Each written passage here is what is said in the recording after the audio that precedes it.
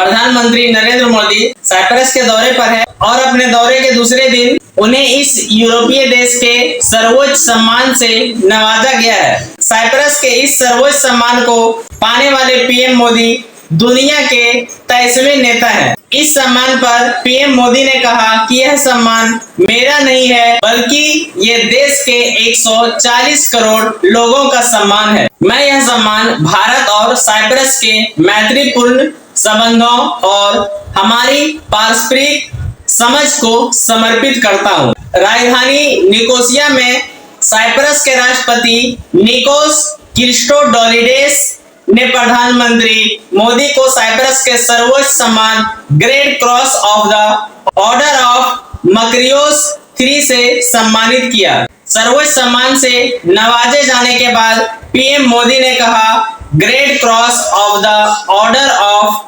मैक्रियोस III सम्मान के लिए मैं आपका यानी कि साइप्रस के राष्ट्रपति, साइप्रस के सरकार और साइप्रस के लोगों का हार्दिक अभिनंदन करता हूं। यह सम्मान सिर्फ मेरा नरेंद्र मोदी का सम्मान नहीं है, बल्कि ये 140 करोड़ भारतवासियों का सम्मान है। ये उनके सामर्थ्य और आकांक्षाओं का सम्मान है। हमारे देश के सांस्कृतिक भाईचारे और वसुधैव कुटुंबकम के विचारधारा का सम्मान है। मैं यह सम्मान भारत और साइप्रस के मैत्रीपूर्ण संबंधों, हमारे साझा मूल्यों और हमारी पारस्परिक समझ को समर्पित करता हूँ। आगे कहा, सभी भारतवासियों की ओर से मैं इस सम्मान को अत्यंत विनम्रता और कृतज्ञता से स्वीकार करता हूँ। ये सम्मान शांति, सुरक्षा, संप्रभुता, क्षेत्रीय अखंडता और हमारे लोगों की समृद्धि के लिए हमारी अटूट प्रतिबद्धता का प्रतीक है। मैं इस सम्मान को भारत और साइप्रस के संबंधों के प्रति एक जिम्मेदारी के रूप में इसका महत्व समझता हूँ और उस भाव से इसको लेता हूँ। मुझे विश्वास है कि हमारी सक्रिय साझेदारी आने वाले समय में और भी नई ऊंचाइयों को छुएगी। हम मिलकर न केवल अपने देशों के विकास को मजबूत करेंगे, बल्कि एक शांतिपूर्ण और सुरक्षित वैश्विक वातावरण के लिए, उसके निर्माण के लिए मिलकर योगदान देंगे। पीएम मोदी का इससे पहले आज सोमवार को निकोसिया स्थित राष्ट्रपति भवन में आधिकारिक तौर पर स्वागत किया गया। राष्ट्रपति क्रिस्टोडोलिडेस ने राष्ट्रपति भवन में पीएम मोदी का गर्मजोशी के साथ स्वागत किया। अपने 3 देशों के दौरे पर पीएम मोदी कल रविवार के साइप्रस पहुंचे। इस दौरान पीएम मोदी ने राष्ट्रपति क्रिस्टोडोलिडेस के साथ निकोसिया में एक व्यापार जगत के लोगों के साथ गोलमेज बैठक में हिस्सा लिया और व्यापार, निवेश तथा रक्षा जैसे क्षेत्रों में द्विपक्षीय सहयोग को मजबूत करने का आह्वान किया, क्योंकि इस क्षेत्र में विकास की अपार संभावनाएं हैं। उन्होंने बैठक में भारत और साइप्रस के व्यापार जगत के नेताओं को भी संबोधित किया। उन्होंने कहा, साइप्रस लंबे समय से भारत का एक विश्वसनीय साझेदार रहा है। कार्यक्रम को संबोधित करते हुए मोदी ने कहा, 22 साल बाद कोई भारतीय प्रधानमंत्री साइप्रस के दौरे पर आया है और पहला कार्यक्रम जगत के लोगों के साथ गोलमेज बैठक थी। यह इस बात का संकेत देता है कि आर्थिक दुनिया से जुड़े लोग भारत और साइप्रस के संबंधों के लिए कितने अहम हैं। उन्होंने यह भी कहा कि कई भारतीय कंपनियां इसे यूरोप के प्रवेश द्वार के रूप में देखती है। पीएम मोदी ने 3 देशों की अपनी यात्रा के पहले चरण के तहत कल साइप्रस पहुंचे। इसके बाद वह कनाडा और क्रोएशिया भी जाएंगे। पिछले दशकों में किसी भारतीय प्रधानमंत्री की साइप्रस की यह पहली यात्रा है। पीएम मोदी के साइप्रस दौरे से अब पाकिस्तान की टेंशन बढ़ने वाली है। ऑपरेशन सिंदूर के दौरान हम लोगों ने देखा था कि किस तरह से तुर्की ने पाकिस्तान का समर्थन किया था, और अब जब ईरान इजराइल का युद्ध हो रहा है उस समय भी पाकिस्तान जो है ईरान का समर्थन कर रहा है। यानी कि सभी इस्लामिक कंट्री जो है वो अपना भाईचारा निभाने में आगे रहता है।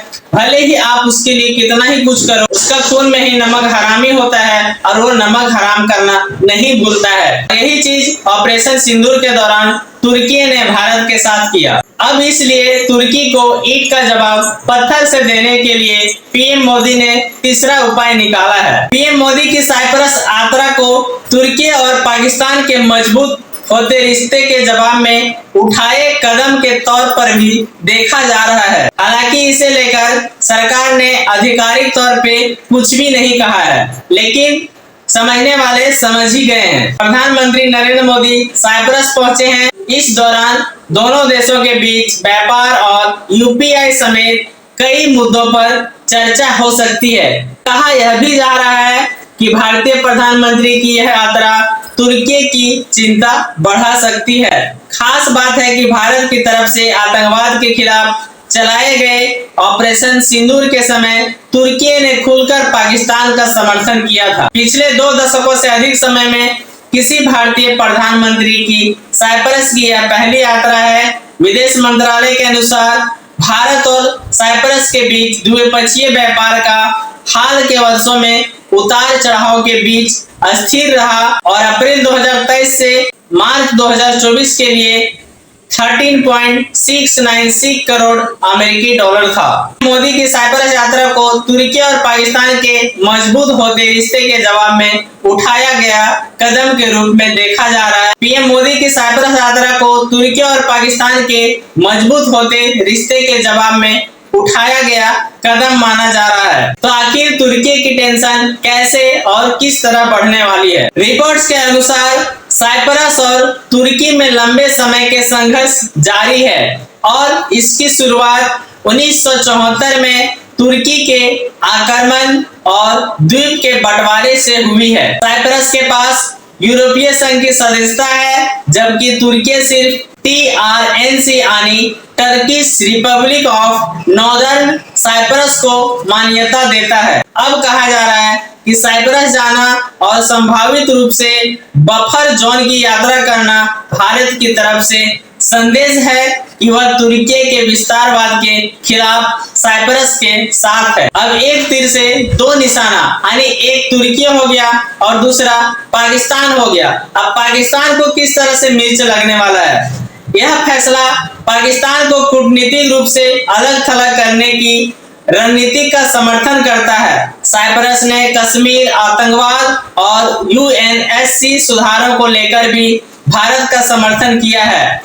22 अप्रैल को जम्मू और कश्मीर के पहलगाम में हुए आतंकी हमले की साइप्रस ने कड़ी निंदा की थी। साथ ही कहा था कि इस मुद्दे को यूरोपीय संघ स्तर तक उठाया जाएगा। अब हम लोग समझेंगे कि भारत के लिए साइप्रस क्यों अहम है, क्यों इतना मायने रखता है। पूर्वी भूमध्य सागर में साइप्रस की लोकेशन और भौगोलिक रूप से एशिया में होने के बाद EU सदस्य होने का दर्ज भारत के लिए रणनीतिक रूप से काफी अहम है। यह सागर में तुर्की और सीरिया के करीब है। इसके अलावा साइप्रस के सबसे बड़े बैंक यूरो बैंक ने हाल में मुंबई में एक दफ्तर खोलने का भी ऐलान किया है। व्यापार के लिहाज से यह अहम साबित हो सकता है। टाइम्स ऑफ इंडिया के रिपोर्ट के अनुसार साइप्रस के एडवांस फाइनेंशियल सर्विस सेक्टर, कर व्यवस्था और शिपिंग उद्योग उन भारतीय कंपनियों के लिए आदर्श साबित होगा जो यूरोपीय बाजार की ओर देख रही है।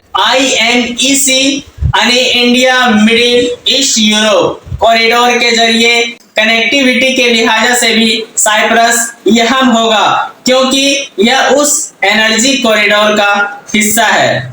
तो चलिए, आई होप कि आज की जानकारी आपको अच्छी लगी, तो इसे लाइक जरूर कीजिएगा। हमारे चैनल में नए हैं तो फॉलो और सब्सक्राइब करना ना भूलिएगा। चलिए फिर मिलते हैं किसी अगली वीडियो में नई जानकारी के साथ। तब तक के लिए जय हिंद, वंदे मातरम।